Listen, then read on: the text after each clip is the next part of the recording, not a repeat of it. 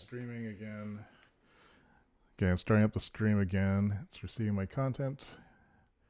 This has been enough time for the stream to reset. Let me check the audio here. Okay, I'm starting up the stream again. It's receiving my content. This has been enough time for the stream to reset. All right. Did you hear that? Yes. Excellent. 12:30. All right. So now we're back in reason. So the stream is live. We are ready to record podcast number 2. Is there anything in particular you'd like to talk about? I don't know. I guess games and movies and stuff. Oh yeah, games and movies. Get a little nerd. Get our nerd on. Yeah, get our nerd on. Okay. Get a nerd on for 30 All right. Are you ready? minutes. Are you ready? Are you ready? I guess I can open this one. Rubber baby buggy bumpers. Rubber Let's baby see, let's buggy make sure this buggy thing's pointing at me bumpers. right. Rubber baby buggy bumpers. Is this camera too low? Or maybe I should just lean back a little bit and go, hey. Hey. All right. 4 people are watching again. All right, awesome. Okay, we're going to start this guy things up. You ready, guys? Uh-huh. You ready? You ready? Am I doing this? Did I resave the new file? So it's currently on the placeholder. Yeah, I'm just double checking that I have the right file. What was that? I heard music. What? What'd you do? I don't know. Maybe it was coming out through a stream. I don't have anything on this. I'm going to do a 5 count and hope I don't screw this up. I just want to make sure this is not... Yeah, this is number 77. The year Star Wars came out. 77 part 2? 76 was the last one. Oh, okay. 77 is the new one with the same date. Okay. I call it same date 2. Got it. All right, here we go. Gotta do 5 now. 5, 4, 3.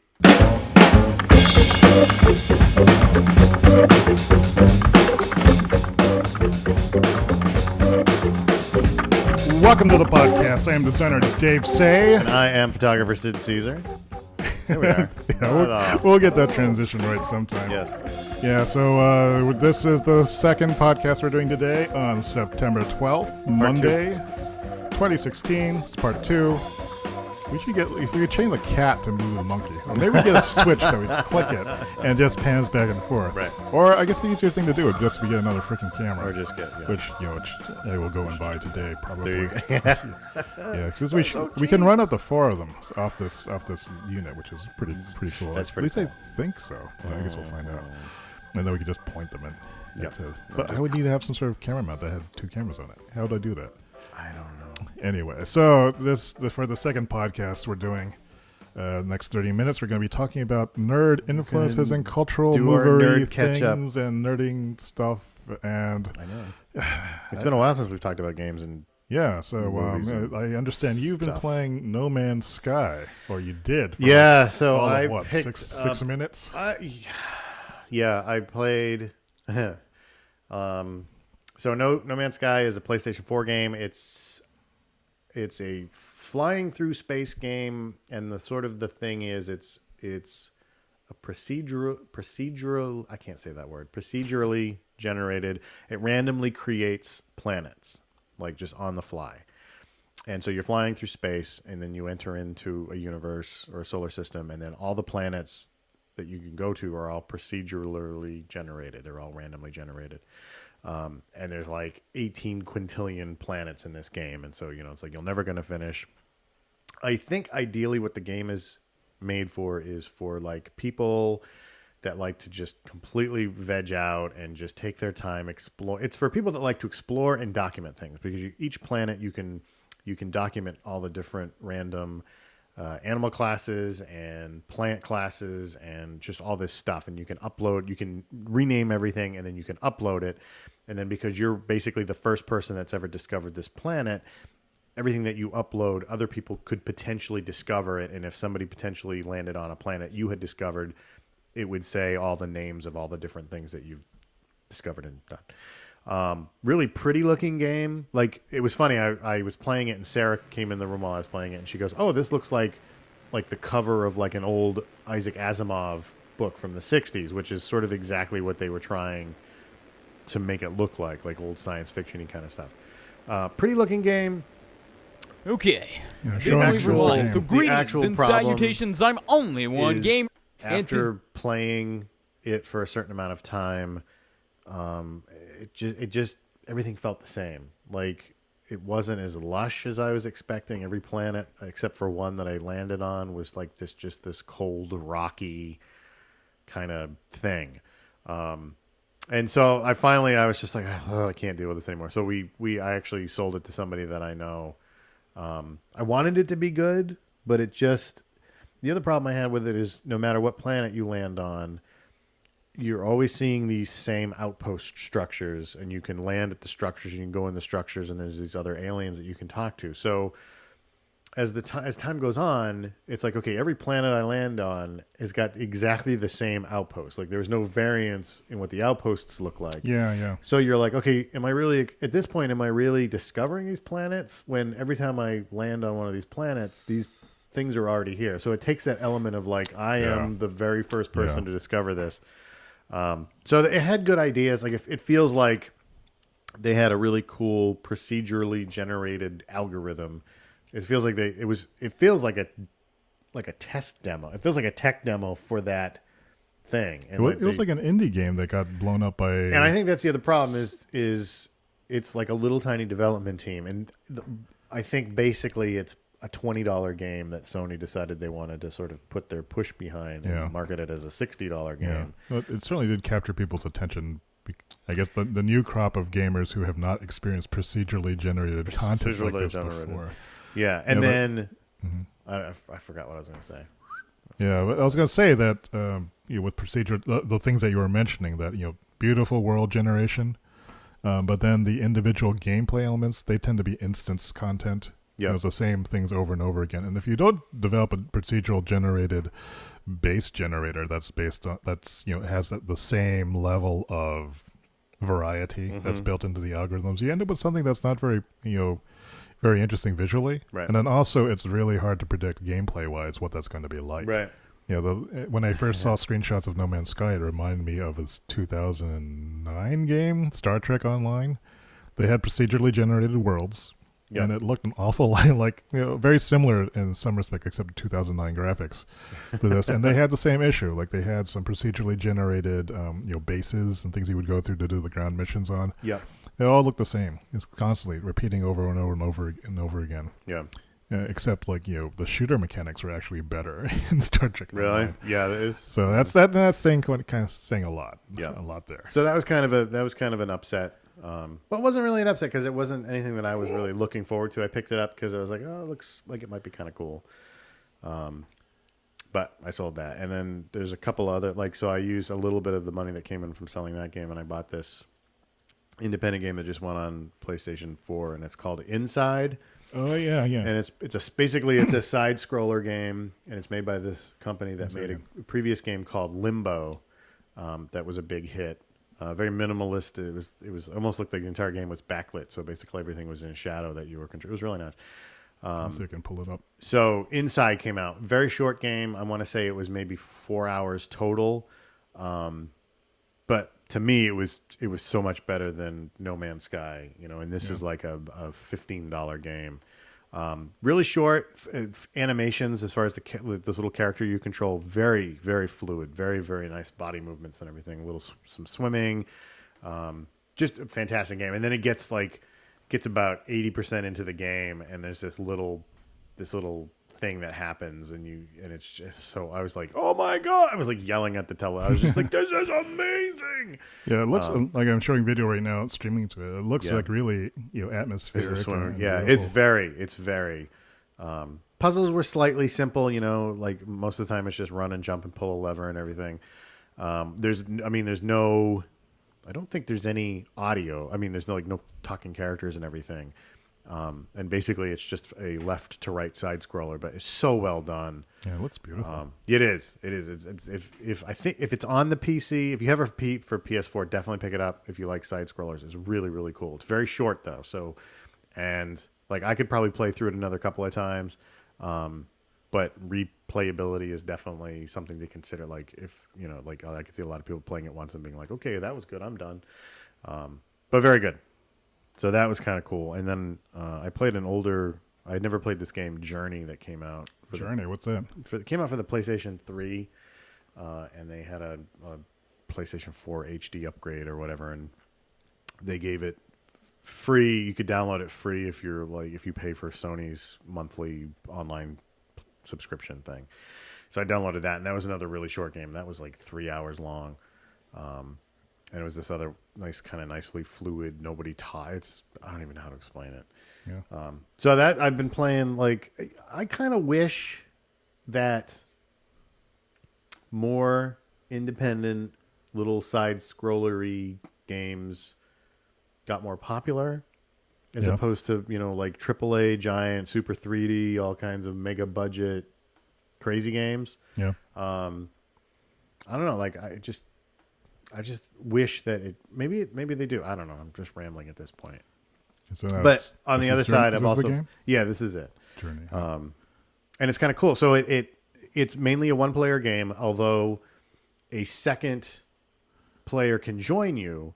However, you don't really know when they'll join you, and another little character will show up, but you can't communicate with them at all, except from you make these little chirpy sounds in case you need to call out to them if they get too far away from you or whatever.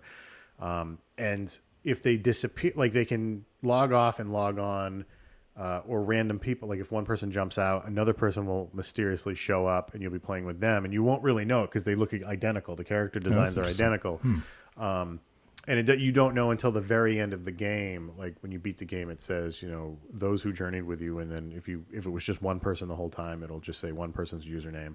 But when I played, there was like 4 different people that had jumped in and out at different points. And so it's kind of cool. And it's very atmospheric. No dialogue at all. But it was just not, and I like these games that are like 3 and 4 hours long, where they're kind of like, they're like fireside stories as opposed to, giant Michael Bay summer blockbuster type games. Mm-hmm. But on the flip side, like I just played Uncharted 4 when that came out for the PlayStation 4, and that was amazing. And that was, like super production values and all kinds of crazy stuff. Story trailer. And that was really, really good. And I was really happy with that. In fact, I just started the other day just going back to try to get all the little things so I can 100% at all the little hidden tchotchkes and stuff like that. Huh. Sort of thing? Yeah. Yeah. Very good game, though. Yeah. Uncharted was awesome. I guess I wish I had sometimes I wish I had a console, but, I'm just like a PC gamer. Yeah. There's some of the footage from Uncharted. Yeah. These are cinematics, or does it look this good all the time? It does. Really? Yeah. It's all in game. It's really impressive. And I played the first 3, like when this 4 came out. This is the last of the Uncharted games. They took the previous 3 that were released on the PlayStation 3 and they ported them over to the PlayStation 4, to sort of. So I picked that up leading up to it, and it was actually pretty good because I kind of ripped through the 3 of them just so I could get caught up, so that when 4 came out, I could sort of pick up. But it's good because it develops the characters, and so there's a couple little things in the 4th one where they make comments and stuff, or they'll refer to somebody that's not in the game that was in a previous game. Yeah. So the backstory and everything. But 4, and it's for the franchise, the Uncharted franchise is by the same development team that did The Last of Us, which is like one of my all-time favorite games. Mm-hmm. So they just voice acting is fantastic. The story is really good. Like Sarah actually sat down and watched me play through Uncharted 4. Really? How long did it take? It was pretty long, but she just enjoyed it from the story point. She's like, the characters feel like real people, and like like his wife is in it. And Sarah said she's kind of like a normal wife. Like she's saying things that would like normal people would actually say, and not like being the stupid woman or the stupid blonde or whatever. Yeah. So it's really good, and it's all based around pirates too, which is awesome. What? So pirates? Lots of, Piratey pirates? There's lots of pirates? You're going looking for pirate ships, like sunken treasure and buried treasure. Oh, really? It's amazing. It's the 4th game is so amazing. Huh. It's really well done. That's pretty cool. Yeah. Yeah. What is Safari keeps switching to the other side? Safari keep switching? Yeah, I figure a way of doing this a little bit better. Oh my god. Yeah, getting hungry. What have you been playing? What I've been playing, blah blah blah. I haven't been playing many games. I've been playing with all this video. Yeah, you've been stuff, like every day, and then I've been working on my doing the 15-minute thing in the morning, which I'll talk about later. But like the couple of games I've been playing lately are Battlefield 4, which is the old one. Okay. Battlefield 1 is coming out. Yeah. I think. Did it come out already? It's getting ready to. It's October, I think it is. The beta, the multiplayer beta. Yeah, they were doing the open beta last week, which I completely missed. But the trailers I saw looked amazing. Yeah. And I've been playing Rainbow Six. Oh, So let's see if I can pull you're this. crazy with all these well, you're playing Well, with other people though, right? Like, you're playing Yeah, with well, your like my cousin? friend Dom, who's who I went to grad school with. Like he's been, I didn't know he was like this hardcore like PC gamer guy. Yep.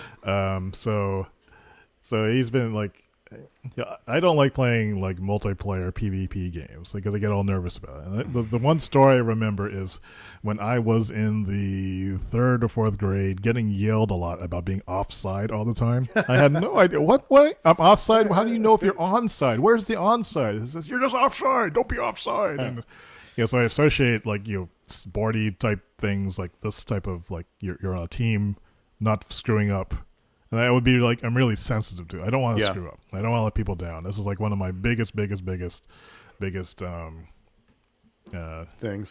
don't want to it's fail. it's a fear, it's an anxiety, it stresses me out. And so like playing multiplayer on online games, I never play PvP. Which is like a big part of these types of games. Yep. But Dom doesn't have that problem. Dom just runs in and says, "No, dude, you just go in there and it's like you just chill out." Yep. Man. So it's like, oh, I blew up the bomb. Oh well. Oh well. Whereas like I remember, and the second time I remember when I was playing World of Warcraft for the first time. This was in vanilla, when a Jest came out, and I had no idea really what any of these MMOs were like. So I was playing a healer, and I went into what I thought was a regular instance, but it turned out to be this kind of like really important dungeon. I was just going la la la la, here I'll help, la la la. Oops, like I wiped the party. Right. Oh well, and I didn't wipe the party at the very end of it before all the loot was to be gotten. And I was like, oh, why isn't anyone talking to me? Is my chat working? And then everyone just quit the party. And I was like, then I realized like, oh no, I think that was something that was important. And then after that, I felt really super bad about it. For some reason, I'm just sensitive to stuff like that. I don't know why. But let me see if I can pull up these games. But what I like about these Battlefield 4 is okay. I mean, but what I like about Rainbow Six is that it's like you just die instantly in it, and really? it solves this problem when you're trying to. There's no regeneration. There's no respawning. There's like 4-minute matches. But I've been playing PvE, just like okay. But you go into this fully destructible environment, and you, what's the stream showing over there? I can't see what you. It's got a. It's our cameras, or is it the no, screen? It's got a lock screen on it. Oh, well, that's no good. Yeah, here we go. Okay. So it's showing us. It's showing us? It is showing us. We got 5 people watching now. Oh, well. Hello, 5 So people. anyway, I'll just see if I can pull up Rainbow Six here. Rainbow Six. 6 Siege trailer, so people...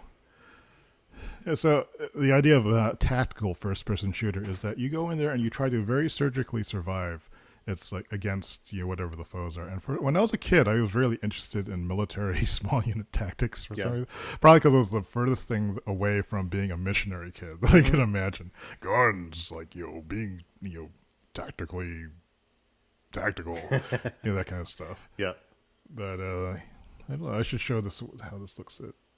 This is the world premiere. Let's just see what this looks like. This video may have. You're not allowed to show this. Oh, yeah, that's annoying. It's all super violent. Yeah, it's I don't know. Maybe you can't like. Yeah, I haven't played any first person. The only other thing that's coming up really is the new expansion for Destiny, which I still play. Yeah. And that comes out in a couple of weeks, and I don't know what it is about Destiny. Like a lot of times it's just trash, but it's just so buttery smooth that I can't stop playing it. Yeah. And it's just it's just grinding now. Like all I'm doing is playing the same strikes and stuff like that, but it's just so smooth to play. It just feels so good to shoot the guns and stuff like that. So yeah. Have you played Overwatch at all? I haven't. I just missed a thing. They had just for the weekend for PS4 and for Xbox One, they could you could play it for free for the weekend, but I didn't know about it. Yeah. I missed out. So it's not bad. No, but I'm kind of moving away from multiplayer stuff and like I haven't played Halo in a really long time, and Destiny is basically Halo only without the franchise. So and that's pretty much it that I've been playing as far as first-person shooters. Like I haven't gotten into anything else, and most of the stuff I've been playing has been all the just the camp like one-player things, like Uncharted, and then these little 2D side-scroller games and Journey, and I don't know. I just like the story and stuff like that. Yeah. And I'm looking forward to they're gonna do some campaign DLC for Uncharted. I don't know when, but I'm looking forward to that. And then October, The Last Guardian, which is the game by the people that did Ico and Shadow of the Colossus for the PlayStation 2. All right. That's finally coming out, and that's basically the reason why I bought a PlayStation 4 was for this game. So it's actually going to happen, and I hope it's good. It's got it's been in development. It's been in development for almost like 10 years or something like that. Mm-hmm. So I hope it actually comes out, and I hope it's actually good. And look at all this. Look at that. Yeah. I do like the fact that you can do what do they call it now when you look down the scope, like iron sights. Yeah, Iron sight. I do like when was it Call of Duty 1 started doing that. Yeah, I like doing the scope. So yeah, does look good. Yeah, so this is actual gameplay. I was looking for the trailers before; those are all like pre-rendered cinematic sequences. But this is some really good player, like this is Serenity 17. Everything just feels so Call of Duty now. Like it feels like everything. I mean, even like Halo 4 and I think the new Halo, like it's just everything is being distilled down to this sort of cookie cutter Call of Duty wannabe. Yeah, this is a really, really, really good game. It makes games like Call of Duty like silly because there's like instant death in this, and like there's just a lot of tension. Like when I've played 2 multiplayer games with Dom and his friend. And afterwards, I had to lie down because it was so stressful. I guess over time that it becomes less of a problem, but it was, But I just found the puzzle of moving into a room, not being exposed, so you don't get shot because you don't have like infinite health and you don't have health regeneration in this game. For some reason that really fascinates me. It's like there's all these variables that you can't detect, and and they don't dumb down the game. If you were playing, the environments and scenarios are designed for 5-man teams. Yep. They let you play as a lone wolf there, but they don't reduce the difficulty any. Okay, right. So it's you go in there and say, oh, I'm gonna die. It's like your own personal Die Hard. It's like you're starring in Die Hard. Your own it's John you McClane. Versus like Hans Gruber and everybody else there, and you're trying to get through there, and you're trying to get all the way to the end. And so that's kind of what I like about it. I wish they had more scenarios that were like that for like single player stuff. Yep. But I've been trying to work up my courage to play more multiplayer as well. So it's really basically this game, and then I've been playing less WildStar lately. Okay. I've been intending to go back into the housing part because I've been working on my big hay farm. Yep. But so like I have an idea of what to do with it. And WildStar has excellent player housing. Did they upgrade that at all, or is it still sort of the same the way it was when they launched it? They've made quite a few changes. When WildStar first launched, they were emphasizing the hardcore MMORPG raider crowd. Yeah. They thought that a bunch of ex-WoW developers started Carbine, the company that made this. Okay. And it turned out when it came out, like the remembering like staying up late and doing these hardcore difficult raids was maybe something that people had lost their appetite for. Mm-hmm. There were a few people who were still doing it, but the vast majority of people like me, we just wanted new hats. We wanted cool looking hats, and we wanted like to hang out and like do funny emotes and that kind of thing. Yeah. And also the games have changed a lot because there's a lot more expectation that either you can solo the game and move through it really fast. Yep. I mean, before you would play a game and they would expect like, if you got like 120 hours out of it, that was a reasonable amount. And then that was maybe 10 years ago, went down to like 40 hours is enough. And now I think a AAA title, you can blow through it in like 5 or 6 hours, something like that. And they just pack all the same intensity into it. People don't have the impatience for leveling anymore. No, and they want the instant rewards, and I think it's diminished a lot of the enjoyment of the game. But then again, the issue is like who has time to play these games anymore? There are so many games. Right. Before there was, there was relatively few. AAA game came out. It would be at least maybe a couple months that you would sink into that game. Right. Yeah. And now it's like I'm almost wondering if like I keep silently hoping that there's going to be like a big video game industry crash, because it just seems the budgets are getting so high and the rate that the games are coming out. There's so many games coming out so quickly. And then what was the other? The other day. So the PlayStation 4, they just announced they're coming out with a new version of the console it does HD and it does 4K. And so now you've got now you've got a home. What used to be like you take it out, it's a plug and play. You take it out of the box and you turn it on and you can play the games. Now you're going to have two different versions of the same console, and some of the games you'll be able to sort of like download 4K patches for older games, and some of the games now are going to be optimized for 4K. It's like they're PCs now. I mean they're already PCs because now when you plug them in, you've got to download patches, and a lot of times these console games are shipping and they're not really finished until you have to download like a 32 gigabyte patch when the game first. So I'm just wondering if it's going to get to the point where there's going to finally be this big pushback, and people are going to be like, "No, I don't want to deal with this crap anymore." Like there's too much, and it just feels like it's getting so huge now. Like there's got to be a point where it's going to fall.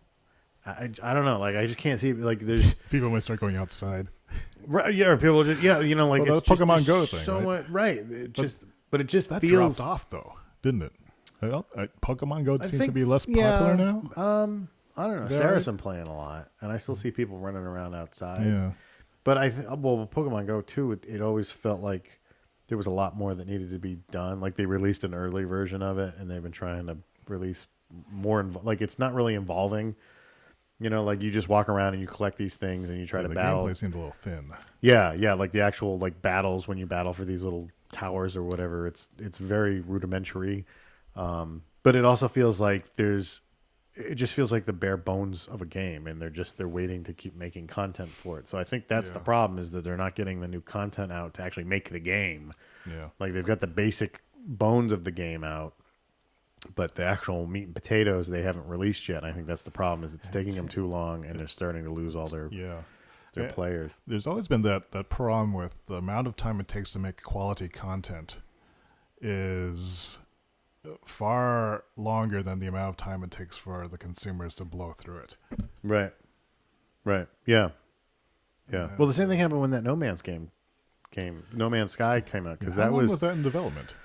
That was a long time. And the big fallout too is the guy was very political when he would, and they like he was on every night every nighttime talk show, and they were promoting the hell out of this game, and they would ask him these questions, and he was very political on how he was avoiding answering specifically what they would ask him, because I think he didn't want to.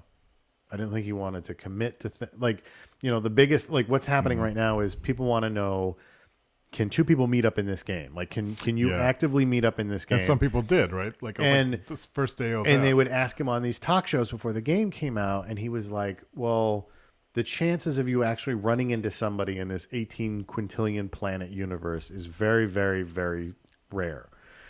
And like within like 30 hours of the game coming out, two people they were on the same planet. They were on the same planet, and they started to live stream with each other, and they were trying to figure out how to meet up at the exact spot, and they met up at the exact spot, and there was no interaction. And so there's a lot of stuff that the developers kind of confirmed, but didn't confirm, but they like in like the guy that the main guy behind this company that made the game, like he had said, oh my god, it's only I can't believe two people have met up this quickly in this game. That's so so people are like, well, can you actually do it? Like he just confirmed that people met up. Yeah. But he didn't confirm that you can actually interact with each other. And so there was a big pushback. Like people were just saying, this dude they just lied, and like all this kind of crazy. And I feel bad for the guy, because you could see, like when they show all the clips, you can see that he's, people are asking him, and it's weird because he just should have said either that's not going to be in the game or it is. Yeah. And he kind of skirted around it, but he's like for years he was skirting around these issues. And then the game came out, and there was a graph somewhere I had retweeted, and it showed like, I'm going to say like 900 million people were playing it, and then like 2 weeks later, like 90% of that number had dropped off. And just watching how quickly he lost like all those players, because people were just like, I think in some ways the game itself was oversold. or in people's mind. I don't really want to dwell on this because it's just really fascinating to watch. But it's again, like, it takes a long time to develop content, and I don't really blame the guy for not knowing what the game was going to be. Yeah. And maybe he was thrust in a position where it got very large, but making games is hard. I mean, it takes like a team of 20 people like 3 or 4 months to develop even moderately polished content. Right. And you know how long it takes for a player to go through that? Like about 90 minutes, maybe. Yeah. Or something. Yeah, like this. and that's then, why, like, remember when Star Wars: The Old Republic came out?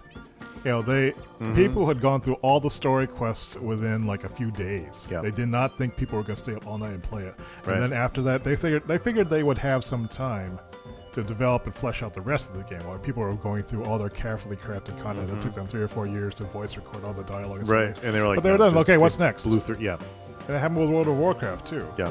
World of Warcraft, they had set aside, I think, 20 or 40 servers, and then they figured it'd take a year to get through all those. They were ready. Yep. And then they flattened them out in a couple of days, and they were scrambling. And it's like, it just happens over and over and over and over again. And you know what? I think we're kind of spoiled as gamers. We are. Actually, there's so much stuff out there, and we expect things to happen right away. But anyway, that's the podcast, number 2. Wow. So, all right. I'm designer Dave Say. I am photographer Sid Caesar. And we will see you on the next one. Next one. Yes. Have a good week. Yeah. Or a couple of weeks. Yeah. Depending how the mood goes. But we got a couple in the bag. Music provided by Michael Ballar and the As Ensemble. Thank you, Michael. Visit him at michaelballar.com. Filmed live in front of a web studio audience. Thank you. Thank you for bearing with us. Now we can get lunch. While we do all this video stuff. Bye. Bye. Okay, 2 podcasts in the hole. Yay. So, okay, that actually went a little smoother than I thought it would. Yeah. I mean, switching between screens is a little awkward. I mean, I think, maybe having another video source that's, so like we can both pull up stuff, because like, or if, this is, I can see where a production assistant would be helpful because they could pull up stuff for us. All the, and then like I don't have a clean way of switching between specific scenes here because the Macintosh version of OBS key-based screen switching doesn't seem to work very well. It just screws up all the time. That's pretty good though. But yeah, so these should be on the stream right now. I think we did okay. And actually, let me go back to Cam 1, Cam 2 so people see us. Time. Yeah, so that was fun. I mean, we kind of rambled, but we always ramble. We always ramble. But like all those podcasts that we just do live, just I guess it works. It cuts down on editing afterwards, which is the reason why we do it. Yep. None of this like cutting out stuff and stuff. That's great. Although I did say the word shit, and I'm wondering if I can bleep that out. Oh, you just said it again. Well, this is the end of the stream. This is on YouTube, so this doesn't matter. Okay, but for the podcast that we upload to Apple, I don't know if shit counts as if you had to mark it as explicit or not. I don't know. I don't remember. I don't know. Will it take much to go in and bleep that out? It takes an hour to do it. So if once you've said it twice, at least I didn't do it. You've done this before. I feel like I've had to bleep you out at least 3 times, and each of that was 6 hours of my life gone. Because like each time I had to find it because it doesn't happen very frequently, but like I would have to find the right like tone beep thing, and then I would have to figure out how to insert it. First, I would have to find where it was, and then I would have insert it. Nobody will notice. Yeah, but someone on Apple might be because like they would just take the podcast down. Oh, Wow. And then what do you do? Have to list it under. You could just give it an explicit tag. Explicit, yeah. So maybe I'll just do that and see what that's like. I don't even know how to do that. I think I do that in the podcast metadata. I don't know. But anyway, we have like 4 people watching. That's awesome. I don't know who it is, but thanks for watching. Hope it wasn't too terrible. If you have ideas about how to improve it, leave a comment. Yes. Right now, this is streaming under my YouTube channel.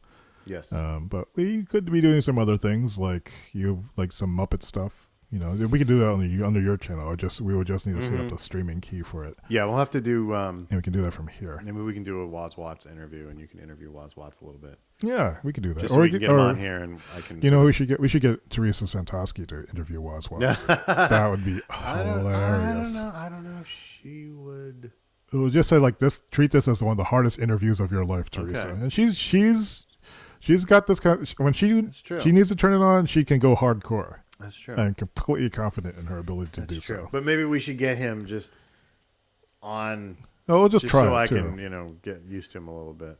I'm still trying to find his voice. Yeah. So do you have set up your streaming channel, like on your YouTube channel? So what we can do is we can just do test runs, and like no one's going to be watching it, and so that's what I bank on. No one's watching. Yeah. You can practice this stuff. Okay. And you can have it default as unlisted, so people don't see it in search results. Oh, all right, that'll work. Yeah. So right now, these streams, only the people who know about them and know where the link is are seeing them, or subscribe to my channel will see these notifications. And then after the stream is over, they're automatically archived, and then they are put in the unlisted part. So they're on the video, but you need the link. They don't show up in search results, I don't think, until you make them public. So what I do then is I rename the stream. Like right now, I don't know if you can see that screen up there, but I just have a generic description up there. It just says Dave Say live stream, design development process. About the stream, I'm a freelance designer, developer, nerd that works at home to keep myself in others' company. I live stream my work that's kind of like a general blanket thing. That's not covering the specific content of what I'm doing. But then afterwards, what I do is I go back and rename it as a I put in a playlist. Like, is this a co-working stream? Is this a podcast stream? That kind of stuff. Gotcha. So it's kind of cool. So we can go and get some lunch. Let's get some food. Food. Yeah, it's gonna be a lot of calories, man. That's all right. Don't worry about it. We talked our. I'll stick with my salads for the rest of the week. Okay. And I did a lot of exercise this weekend too. We were moving all kinds of crap around. So I did too. Actually, I mean, like, like building this thing over here. Oh, your little IKEA cabinet. Yeah. IKEA cabinet. Yeah. That took a while, and then just painting and moving things around. What do you think of this swivel cam? Do you like the swivel cam? It's great. Whoa. I think it'll be nicer if you had a separate one where you could just hit a button and it would. We just have two of them. Yeah. And we can just. But we could use this as a, as the roving cam. This will be the guest cam, and we can set it up when our guests are here. Yeah. So we don't have to use this thing. This thing is a little bit unreliable to use. Yeah. Which is annoying. Kitty. Look at the kitty on the floor. Okay, so I'm gonna kill the stream right now. There's a kitty cam. And whoa. So thanks guys for watching. Did someone make a comment? No, good. So is it kitty cam? And so we're gonna go get lunch. We're gonna go eat. And these podcasts will be up probably tomorrow. I think. I think our schedule is like we record them and then we put them on Wednesday. I guess we'll put the first one up and then stagger it. Yeah, so take our time with it. Yeah. We got to get back into the swing of things. It's been a little while. Yeah, and I had to it actually is a bit of work to edit these things. The video was a new thing. I had to set the start and ending points of the actual podcast part. So all this live chatter stuff won't be in the official podcast archive. I also need to remember to wear long pants next time. Because I'm sitting here like this, like I'm like I don't know. I feel like a girl in the nice first gams. Yeah, nice gams. Look at the gams on that legs there. They look all shiny. Yeah. Hubba hubba. That's what your Patreon people are contributing to. Yeah. It's like there's like leg here. And there's like I'm Dave and this is my leg. Check it out. Yeah, I need to work on my Patreon thing. I didn't even get to talk about the new product stuff. No, but we're gonna have this to. Is we'll have to make a list so that we can. But this is the first time that the Living Room Cafe has been ready to actually do anything. Yes. Today is the first day. Yesterday, I just got the bare bones working yesterday, or just cleaned up.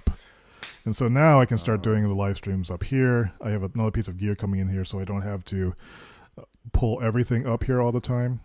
Yep. So that would be good. Good. And I think it'll be a worthwhile investment. And can start streaming some more specific things in a much nicer environment. I'll show you the downstairs before we go. Yeah. Yeah, but okay, I'm gonna cut the stream and let me go to cam 2. I need to set up. I need to set up a switcher thing. But Yeah. the Mac thing is terrible. So thanks for watching, guys, and I guess we'll see you next time this Please stream come stuff back happens. At next least time I I'll do be it. on. Come and visit us I'll again. be back. I'll be back on doing something boring like Yeah, you'll see him JavaScript. again soon. Yeah, I'm here all the time. Bye. Bye.